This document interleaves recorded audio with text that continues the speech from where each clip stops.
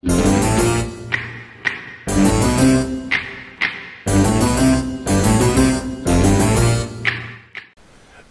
à tous, bonjour à toutes et bienvenue dans le port de Celticos. Bienvenue au croiseur de rang 8 et si vous avez jeté un petit coup d'œil à la miniature qui illustre la vidéo du jour, eh bien qu'il y a une miniature, un titre qui a des aspects un peu à la couleur des Fables de La Fontaine, d'un titre des Fables de La Fontaine, ben c'est tout simplement parce qu'on va parler de deux croiseurs au gameplay assez différent. Et deux croiseurs qui j'ai cherché des animaux qui quelque part pouvaient s'apparenter à ces deux navires. J'ai voulu éviter le raccourci facile de l'ours pour le russe, puisqu'on va parler du Chapayev dans un premier temps. Et de second, le Mogami, j'ai voulu éviter effectivement le dragon, le coup du dragon. Donc j'ai cherché un autre titre. Alors, le Chapayev, en bataille, c'est une bataille classée, mais de la saison précédente. Elle date un peu, mais j'avais jamais trouvé de bataille capable de deuxième bataille capable de bien se... comment dire, de bien se marier avec celle du Chapayev, soit pour faire la même chose, pour montrer à peu près le même type de gameplay, soit pour montrer un gameplay très différent. Là, j'ai choisi le coup du gameplay très différent, mais le bonheur veut que on ait affaire au même commandant. Donc, je vous laisse entre de bonnes mains, puisqu'il s'agit du commandant Falco. On enchaînera sur la bataille du Mogami juste après, sans transition, après cette bataille du Chapayev. Et on se retrouve pour les écrans de la deuxième bataille. A tout à l'heure.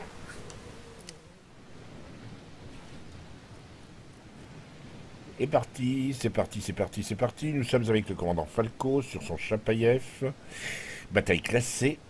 Map voisin avec ses trois fameux points de cap en triangle. Donc Falco sur son Chapayev. Nous avons une équipe de Falco qui est composée d'un monarque triple Bismarck, Atago et le seul DD qui est un Kiev. En face c'est Tirpitz, triple Bismarck, double Mogami et Kagero. Pour l'instant, le Kiev a décidé de partir sur C. On nous annonce quelqu'un qui annonce qu'il va suivre le Kiev sur C. Il semblerait que ce soit ouais, c'est le monarque. Ce qui fait que, s'il explique pourquoi Falco ne se précipite pas, il va laisser passer le monarque. Voilà une décision assez surprenante du monarque, dont les canons manqueront probablement, à moins que ce ne soit effectivement une innovation tactique. Pourquoi pas, les triples Bismarck partant sur B, et Falco décide d'accompagner le monarque. Pourquoi pas. Donc à ce moment-là, on a l'équipe qui se partage en deux parties relativement égales, sachant que l'Atago, lui, est parti en avant-garde sur B, où il risque effectivement d'être vu. Personnellement, tant qu'à utiliser cette tactique, qui n'est pas forcément pire qu'une autre, j'aurais préféré que l'Atago soit la place du Kiev. J'aurais préféré que le Kiev soit sur B, pour la bonne et simple raison que le Kiev est plus furtif que l'Atago. Et éventuellement, l'Atago aurait pu éventuellement caper C. Kiev qui semble caper C sans aucune difficulté. Du coup, le triple Bismarck ne sont plus triple Bismarck, puisqu'il y en a un qui décide d'aller mollement derrière le monarque et le Chapayev. Voilà, une curieuse tactique. Alors par contre, je ne suis pas forcément un grand fan.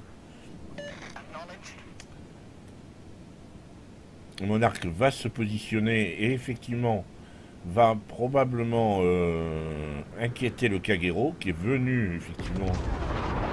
Et là le Kagero effectivement va devoir s'enfuir. Toute la flotte là-bas tire sur le monarque qui est en train de prendre très cher. Mais il n'y a pas qu'il doit y avoir un croiseur. Il doit y avoir vu les Les obus qui sont tombés, je me demande s'il n'y a pas un croiseur sur le... qui serait derrière le Kagero, un croiseur rouge. Le Kiev risque de se prendre des torpilles, attention, danger. Pas de danger, c'est passé. Et effectivement, il y a un croiseur, c'est un Mogami. Un Mogami qui est planqué derrière l'île. Utilisation intelligente du radar de la part de Falco qui a pu débusquer les deux Mogami et le Kagero qui sont venus en support. Mais Kagero est obligé de s'enfuir. Et là maintenant, il lance, après le radar, c'est le sonar.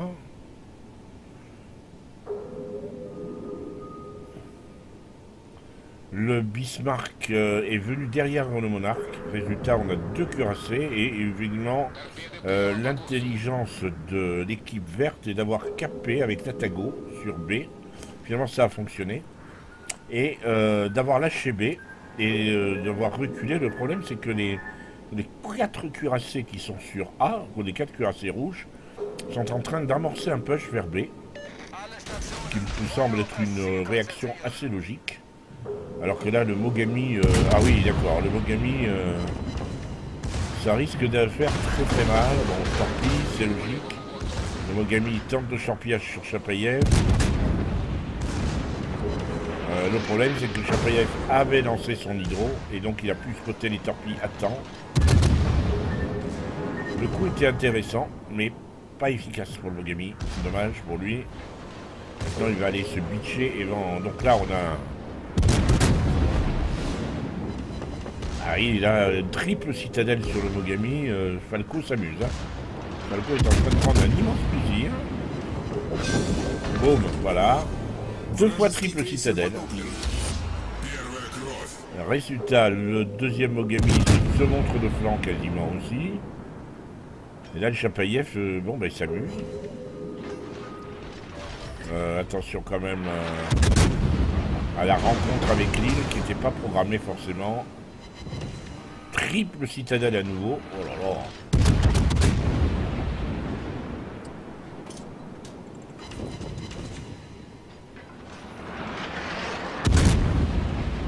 Là, les rouges sont en train de prendre très cher et pour un bénéfice absolument nul, puisqu'ils ne poussent pas sur de A vers B. Ils n'osent pas. Ils sont obligés de partir derrière l'île et tout. Il y a au moins 2 cuirassés qui sont inactifs. Je regarde un minimap en même temps que je commente. Hein. Mais là, on regarde comment Falco, il n'aura pas le deuxième Mogami. Mais bon, c'est bien aussi, hein, le Monarque l'a sorti. Résultat, l'équipe verte de Falco a tout simplement pris une option sur la victoire, puisqu'il a sécurisé le kill. Là, il semblerait qu'il n'y ait plus qu'à sortir le Kagero, mais le Kagero sera difficile à aller chercher. Donc la logique voudrait que les deux Tirpitz, le Monarque et le Bismarck, reviennent. Le Monarque a pris très cher, hein, il a plus de 8000 points de vie. Il a dû se prendre quelques torpilles dans la tête. Mais il va falloir quand même que ces canons-là viennent aider les deux cuirassés, les deux Bismarck. Parce que regardez les deux Bismarck verts, ils vont à l'encontre des 4 cuirassés. C'est juste de la folie. Alors que l'Atago, lui, a effectivement reculé. Boum, le Bismarck s'est pris une torpe. L'Atago a reculé pour rejoindre la flotte verte sur C. Et visiblement, Falco a décidé d'aller chercher le Kagero. Comment dirais-je, une réaction tout à fait logique. Radar, voilà le Kagero. Évidemment, à l'endroit où on ne l'attendait pas du tout. C'est très intelligemment. Encore une utilisation intelligente des radars. Du radar de la part de Falco. Au bon moment. Le Kagero totalement inutile maintenant. Obligé de se cacher derrière l'île. Il est inutile à l'équipe. Et le Kiev est venu. Regardez, le Kiev vert est venu en loose D KPA. Résultat, les 4 cuirassés sont complètement perdus, quoi. Même si ils ont coulé un des 2 Bismarck qui était autour de B, et ils couleront probablement le second. La situation est quand même catastrophique pour les Verts. Falco, lui, ne lâche rien. Il vient chercher le Kagero. Il veut le Kagero.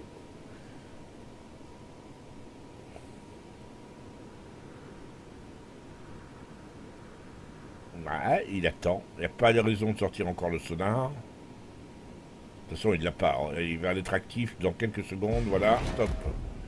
Actif. Falco sait pertinemment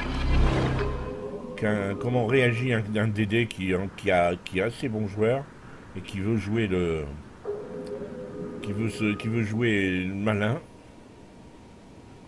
Voilà, Kagero, et là maintenant il va falloir le sortir parce que là il y a des torpilles, c'est à peu près sûr. Et Falco sait pertinemment que les torpilles, à moins que le Kagero et le reload, c'est possible. Hein. Et il avait déjà lancé tout un lot de torpilles sur le Bismarck tout à l'heure. Bismarck a coulé Bismarck. Voilà, ils ont perdu le deuxième cuirassé qui était en dessous de 2B. Ah, pour l'instant, les situations est en train de s'équilibrer un petit peu, vu qu'il y a un des cuirassés qui est en train de KPB, un des cuirassés rouges. Mais enfin, il y a quand même pas mal de monde sur le dos, et j'ai l'impression que la Tago est venue pour tenter de torpiller le Bismarck. C'est très dangereux, parce qu'il est carrément au cac, là-bas, il y a moins de 3-4 km. Falco fait attention aux torpilles, alors évidemment, voilà. Les torpilles de Tago, on les entreaperçoit.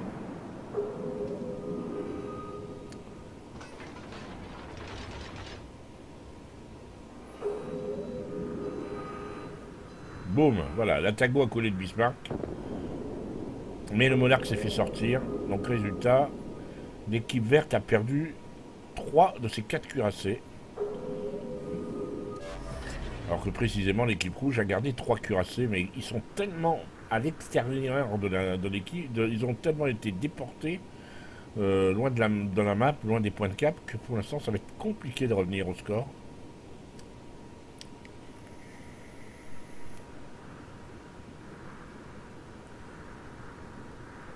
Les verts qui dominent largement parce qu'ils ont privilégié les points de cap, hein, clairement. Parce qu'en termes de points de victimes, il y a quand même perdu 3 cuirassés sur 4, c'est beaucoup pour les verts. Et la partie n'est pas encore tout à fait jouée. Avec le Chapayev continue, il sait qu'il est repéré par le Kagero. Et un petit coup de radar encore, le Kagero qui le suit en profil. Falco qui n'a pas abandonné l'idée de sortir le Kagero. Hein. C'est effectivement un poison absolu ce Kagero. Et il faut le sortir, il a raison.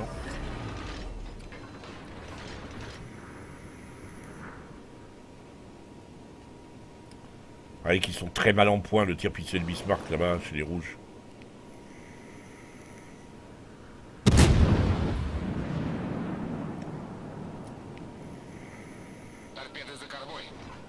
Torpille à bâbord.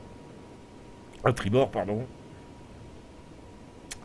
Bismarck a coulé le Kiev. Bismarck rouge a coulé le Kiev vert. Et le Bismarck vert a coulé le Tirpitz. Résultat, il n'y a plus que un cuirassé et 2 croiseurs chez les verts contre un destroyer, le Kagero, et 2 cuirassés, en l'occurrence 2 Bismarck. Qui sont. Alors il y en a un qui essaie, celui-là, là, essaie de caper A. Mais pour l'instant, il y a plus de 900 points. Les verts sont très en avant. La Bismarck qui vient de couler la Tago. Alors là, ça commence à devenir chaud. Il ne reste plus que 2 navires chez les verts. Il y avait une avance qui était quasiment une avance victorieuse. Et là, à l'heure actuelle, les rouges sont en train de tout simplement... Ah, ils se sont ramés. Ah là là là là. Alors là, alors ça c'est incroyable. Les rouges qui ont fait un joli coup en ramant. Résultat des courses, Falco est tout seul. Il va falloir empêcher les caps, veiller à empêcher les caps pour accumuler des points. Voilà, déjà 3 points de cap, 3 points de décap. Surtout ne meurt pas, on lui dit dans le cas. Bah non, il est le dernier survivant, cette blague. 948, ça va être compliqué quand même. Hein. Ceci dit, il a un pool de points de vie encore intéressant. Mais Bismarck n'est pas le roi de la... Oh là, que c'est des tirs. Le roi n'est pas le roi de la précision à longue distance, enfin à 15 km.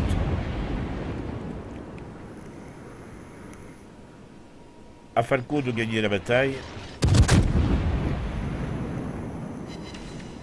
Voilà, nouvel incendie.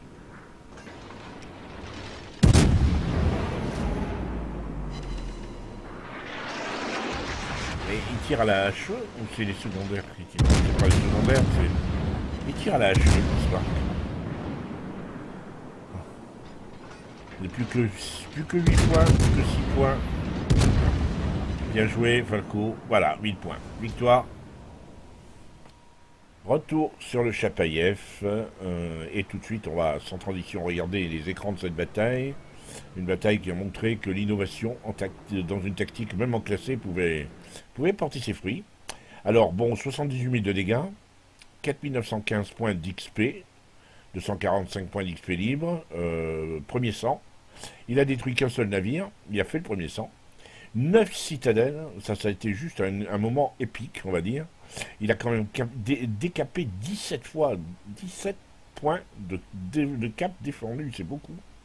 Une aide à la capture, 2 coups en secondaire, 78 coups au but, ce qui est assez peu pour un Chapaïev compte tenu de son reload, mais c'était des coups efficaces. Il finit premier avec 2155 points d'XP de base. Le Takao a fait un énorme job lui aussi, avec 2074, on l'a vu qu'il avait capé, on a vu qu'il avait coulé un Bismarck, à la torpille en plus. Oui, ça fait... ce sont les Bismarck, les 3 Bismarck qui finissent la marche, et qui ont probablement joué peut-être un poil... comment dirais-je, un poil trouillard, on va dire. 32 000 de dégâts sur un Mogami, 23 000 sur l'autre Mogami, 20 000 sur un Bismarck, 1815 sur un Kagero qui n'aura jamais pu choper, c'est bien dommage. Il a parcouru 53 km, ce qui est très honorable, hein, c'est pas mal du tout. Il a tanké pour 406 000, ce que, ouais, c'est bien. En tier 8, c'est pas énorme. En explosif, donc en HE, 216 au but tiré, 44 emportés, 1 sur 5, c'est pas énorme, il a été un peu trollé là. Il a tenté quand même pas mal de coups difficiles, pour donc 9156 de dégâts à la HE. En la P, 84 au but tiré, 43, on est pour un ratio de 1 sur 2 quasiment, ça c'est excellent. 55 000 de dégâts, il a mis pour 13 755 d'incendie. Et la batterie secondaire 462. Voilà pour cette bataille. Seconde bataille de cette vidéo. Cette fois, on est dans une autre configuration. Mogami va avoir à se frotter à des tiers 10. C'est d'ailleurs le seul, donc l'un des 2 tiers 8, 3 tiers 8 du jeu. Puisque dans son équipe, il y a un Richelieu, et le 3e tier 8, c'est un Kagero. Grosse majorité des tiers 10, donc ça va être assez chaud. Le Mogami de Falco, qui est en configuration croiseur lourd, vous savez que vous avez une possibilité, c'est l'un des rares cas d'ailleurs dans le jeu, vous avez la possibilité de choisir entre une version au gameplay très différent, soit que vous vouliez croiseur lourd, comme c'est le cas avec Falco, c'est donc des tourelles doubles, et privilégier un petit peu plus le DPM que le DPS d'ailleurs, ce qui n'empêche pas de mettre des incendies. Soit vous privilégiez, et ça c'est plutôt mon choix, avec le Mogami, la version croiseur léger, c'est-à-dire des tourelles triples de 155. Le reload est plus rapide, donc on est plus dans du DPS, on va dire. La cadence est plus rapide et donc le ratio d'incendie est plus important. Mais on va s'intéresser à ce que fait Falco. Donc lui, il est en version Mogami croiseur lourd, ce qui historiquement était la deuxième et dernière et définitive version du Mogami pendant la Deuxième Guerre mondiale. Alors, il est parti avec le DD, le Kagero, chercher une place assez protégée derrière cette île, en espérant faire quelques dégâts. Je ne sais pas si il a la prétention ou l'espoir de pouvoir tourner l'île et d'essayer de surprendre, j'en doute. Maintenant, et c'est vrai qu'il y a quand même 2 cuirassés, peut-être 3, non, 2 cuirassés, un croiseur, un DD, qui essayent, qui se sont mis dans l'idée de passer justement de l'autre côté de cette, vous voyez ici, là, et ça risque d'être chaud, parce qu'il n'y a que le Kagero et lui à cet endroit-là, bon, il y a les 2 cuirassés qui viennent avec lui. Alors, ouais, lui donner la main, voir. C'est vrai que le Fletcher, ce serait une bonne idée de le repousser, au moins, à défaut de sortir.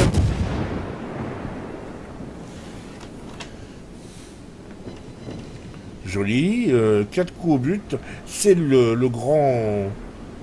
grande avantage du Mogami, que l'on retrouve déjà chez le Myoko, c'est cette faculté de mettre beaucoup d'obus au but avec ce navire, et donc de faire de bonnes séries de dégâts. Vous voyez que Falco utilise son Mogami vraiment comme un prédateur. C'est pour ça que j'avais choisi ce titre de vidéo d'ailleurs. Le furet, parce que le furet, voilà quoi. Il se planque, il frappe, il retourne, il est furtif, il fait très mal.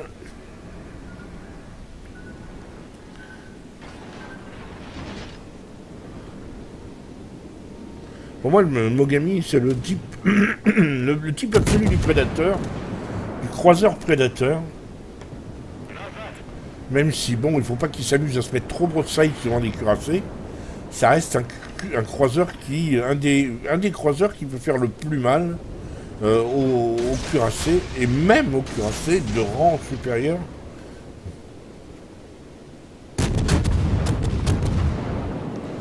Alors là, on est probablement plutôt dans de la torpille dissuasive, parce qu'il n'y a personne à porter, à part le Hipper qui, lui, de toute façon, a déjà tourné derrière l'île. Alors, est-ce qu'il essaye de choper le Fletcher en espérant qu'il sera toujours dans sa smoke? Oui, c'est possible. La bataille, de toute façon, pour l'instant, ce flanc-là, c'est tenir, hein, empêcher les navires ennemis de franchir la passe, ce qui est souvent le cas d'ailleurs. Là, pour une fois, on a plutôt un, comment dirais-je, la flottille ennemie, l'escadre de 3-4 navires a plutôt choisi de rebrousser chemin. C'est plus calme. J'ai déjà vu des flottilles moins touffues passer en force. Hein.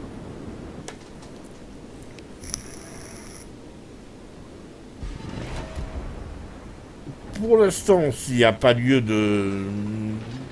Ce qui est assez étonnant, disons, c'est que Falco est relativement épargné. On ne s'occupe pas vraiment de lui.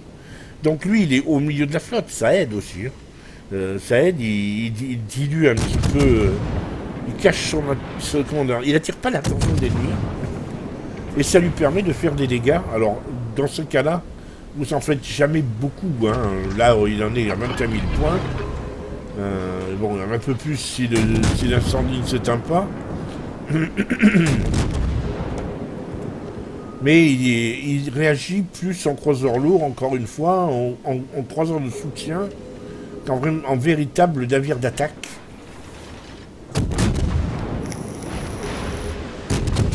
Là, ça a été l'une des premières... l'un des premiers tirs sur lui. Il a été complètement raté, d'ailleurs, ce tir.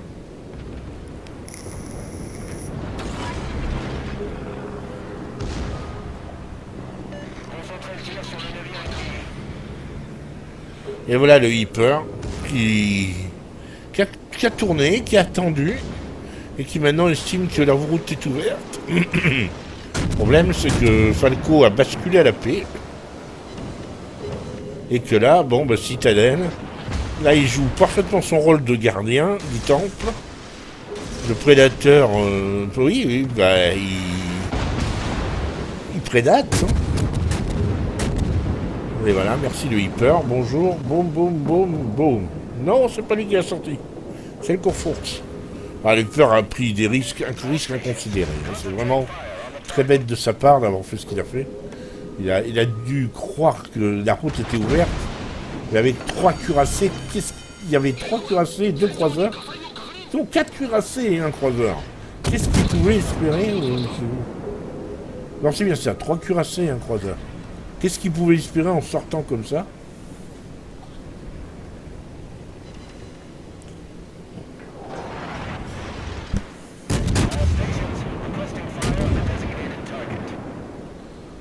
Là, on est vraiment sur une... on n'est pas en loup solitaire, comme il était plutôt avec le Chapayev dans la bataille d'avant. Il était plutôt... Il vous montre les deux facettes de son jeu. Capable de jouer autant le loup solitaire que le navire d'appoint. Et croyez-moi, quand Falco joue comme il joue, là, le navire d'appoint fait du boulot. Hein. Il fait exactement ce qu'il faut faire quand on est un cuirassé, un croiseur au milieu d'une flotte de cuirassés. Il est au milieu, il suit, il ne dépasse jamais, il se met jamais en première ligne. Par contre, voilà quoi, je veux dire, il met 3 salves là où les cuirassés en mettent qu'une.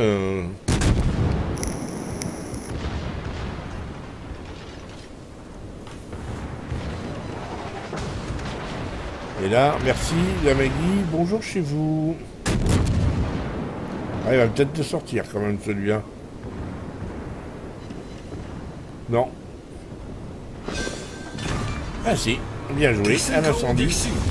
C'est parfait, il le mérite. Hein. Il mérite clairement ce kill. Alors maintenant, le Fletcher, s'il est repéré, donc il y a bonne chance. Est-ce que le Fletcher est toujours dans sa smoke?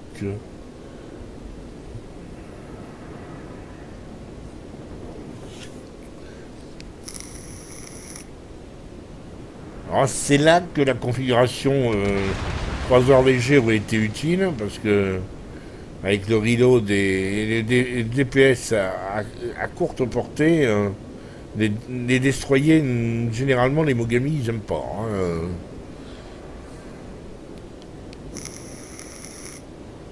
Non, le Fletcher s'est cassé. Il a dû partir avec le Conqueror, il va être à côté du Conqueror. D'ailleurs, je pense qu'il y en a un qui est en train d'expliquer où il peut être, oui, parce qu'il clique autour des deux, du Zao et du Conqueror. C'est peut-être sans doute pour dire où est le destroyer.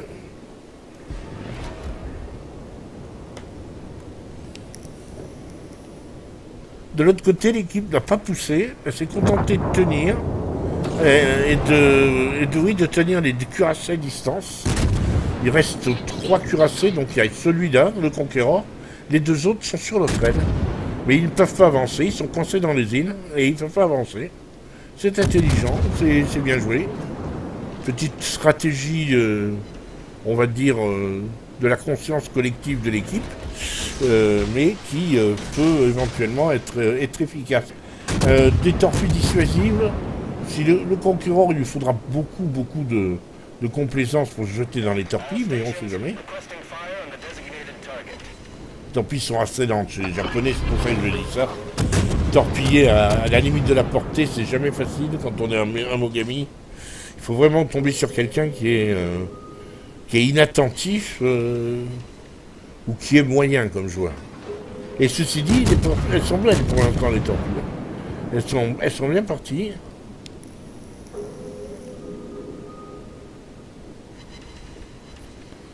Alors, est-ce que le destroyer sera suffisamment avancé par rapport au Conqueror pour spotter les torpilles, et est-ce que le Conqueror aura le temps de les éviter? Pour l'instant, il a l'air d'avancer, tranquillou, et il va se prendre une torpe, au moins une torpe. Hein. J'y croyais pas du tout, moi j'aimerais bien lancer des torpes. Non, elles ont dépopé juste devant le Conqueror. Voilà, et elles étaient belles. Elles l'auraient pas sorti, mais il n'y aurait probablement eu qu'une seule torpille pour toucher. Mais bon, bah, le Conqueror qui se moque éperdument du Mogami de Falco. Les Falco qui en est à 91 000 de dégâts. Allez, il faut faire des incendies, il faut essayer d'éteindre des 100K. Ouais, c'est bien vu. Il est toujours à la limite de la portée.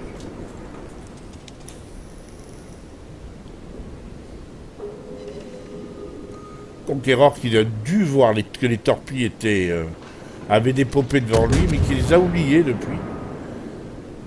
Et bon, ben Kagero a lancé les siennes aussi.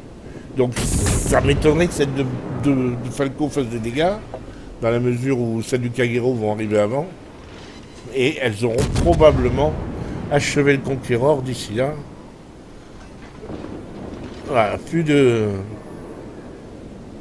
Le Zao a sorti le Kurfürst, le Kagero a sorti le Conqueror. Fin de l'histoire. Globalement, le Mogami et le Kagero ressortent vainqueurs de cette bataille. Il reste plus grand monde de leur côté.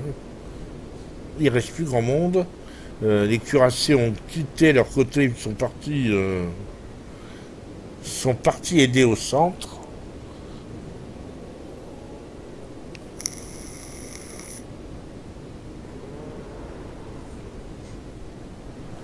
Et Falco ne commet pas l'erreur de rusher la base pour la bonne et simple raison que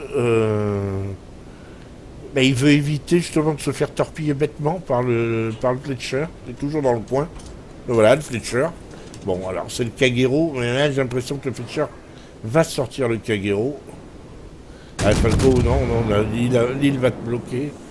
Je pense que le Kagero va se faire sortir. Et oui, là il doit être en train de... Voilà, le Kagero se fait sortir. Falco doit râler après lui-même d'avoir choisi le passage à l'extérieur. Il ne peut plus sortir le Fletcher. Le Fletcher est redevenu invisible.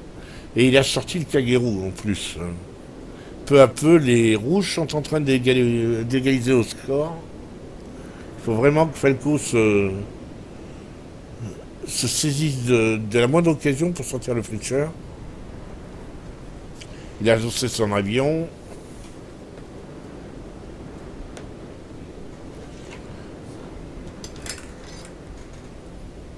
Il est repéré, donc le Fletcher est dans les petites îles là. Il est resté dans le coin. Et il y a forte chance, voilà, Falco tourne. Et il y a de fortes chances que le Fletcher tente les, comment dirais-je, un torpillage.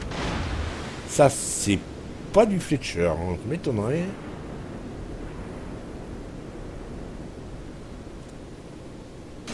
Si, c'est du Fletcher.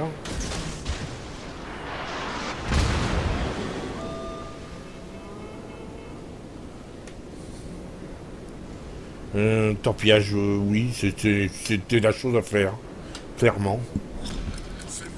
C'était pas le Fletcher, c'était le Zao, c'est bien ce qui me semblait. Ça ressemblait pas du Fletcher, mais j'imagine mal un joueur mettre le Yamamoto Izokuru sur un Fletcher. Donc ça pouvait être que du japonais, que du Zao. Et ça ressemblait bien à des...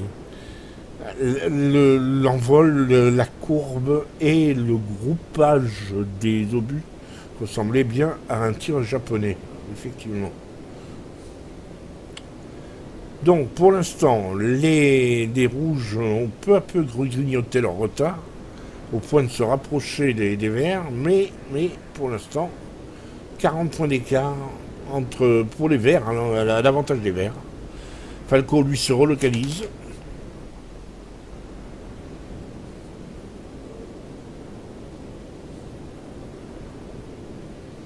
Et voilà, et Zao, il devrait faire attention. Voilà, Zao est pleine peau, lui. Hein. Falco, lui, il est à middle life. Zao est pleine peau.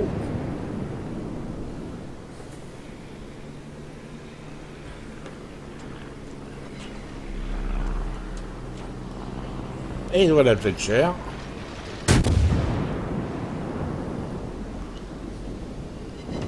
Joli tir. Ah, le Fletcher, il faut le sortir, clairement. Et voilà, Fletcher out.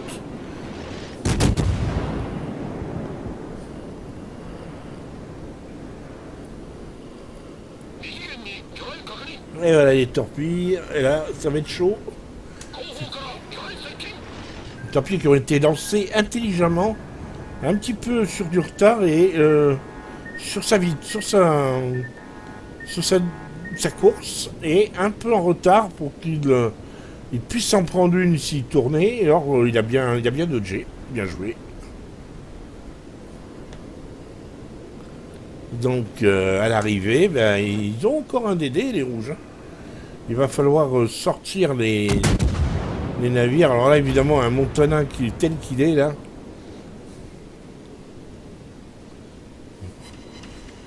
C'est vrai qu'il y a du dégât à faire. Et qui sait, peut-être même un kill. Celle-là, voilà, bien plus de Montana. Le Yamato l'a sorti. Donc là maintenant, l'un des derniers survivants, c'est le Kronstadt. Mais il y a peu de chances que qu'on puisse le sortir.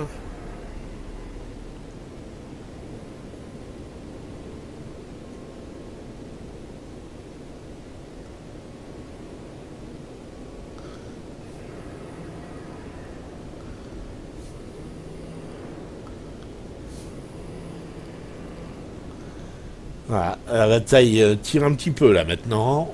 Une partie la moins intéressante, mais évidemment. Mais il faut bien conclure.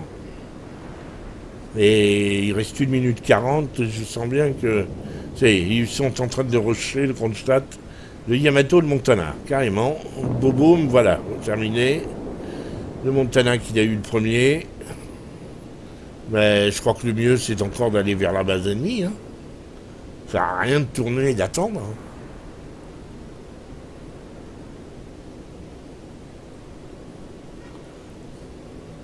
Il reste un Zao, le fameux Zao, qui n'a pas pris beaucoup de dégâts.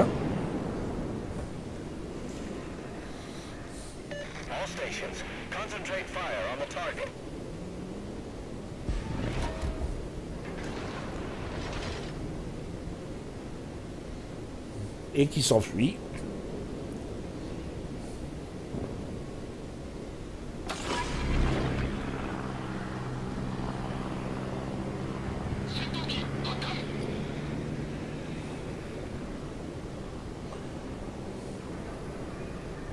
Il y a quand même assez peu de chances que la bataille soit...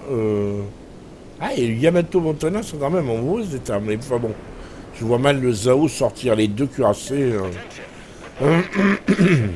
C'est vrai que s'il en sort un...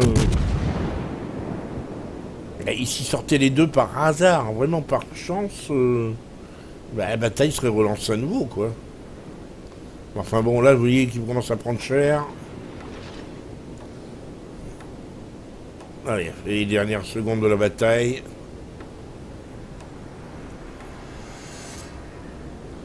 Fin de la game. Allez, on enchaîne sur les écrans de bataille. 10 441 points d'XP, c'est beaucoup.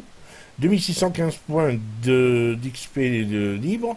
Ça va être la première victoire de la journée en Mogami pour le Mogami de Falco. 106 000 de dégâts, 120 coups au but. Un seul navire coulé, malheureusement. 8 incendies et une seule citadelle. Il finit second. Le Yamato a fait du beau boulot en face, à côté.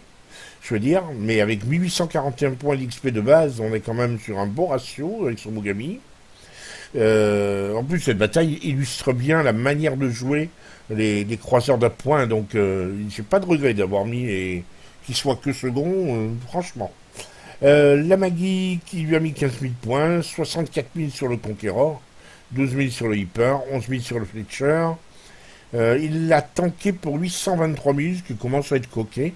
Il a parcouru près de 80 km, ce qui est beaucoup pour un croiseur. Il a beaucoup d'ouvoyés, hein. Il n'a pas le choix avec les îles, là, cette fois. Il s'est beaucoup et puis il s'est relocalisé.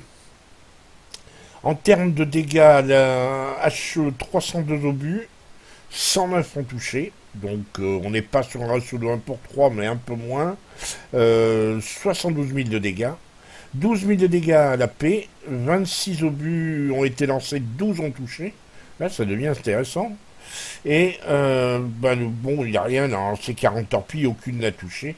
21 000 de dégâts à l'incendie et il est premium, son commandant prend 11 822 points de commandant. Voilà pour cette bataille. Voilà pour cette bataille. Et retour ici. Voilà donc on fait un petit point, un petit débriefing pour finir. On a vraiment vu le rôle des deux types de croiseurs. Euh, on a vu le croiseur, on va dire léger, qui est le Chapayev, qui joue en loup solitaire. Et il part à la chasse aux destroyers, ce que n'a pas fait avec le Mogami avec De Falco. Il est resté toujours en, disons, en croiseur lourd, en croiseur de soutien.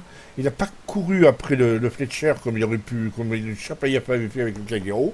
Donc on a vu que bah, c'est le même commandant, donc même état d'esprit. Eh ben oui, c'est le même sens stratégique. S'il ne l'a pas fait, c'est qu'il y avait une raison. J'espère que cette vidéo vous aura plu. En tout cas, moi j'ai pris beaucoup de plaisir à commenter ces deux batailles. N'hésitez pas à liker, n'hésitez pas à commenter. On se retrouve très bientôt, si vous le voulez bien.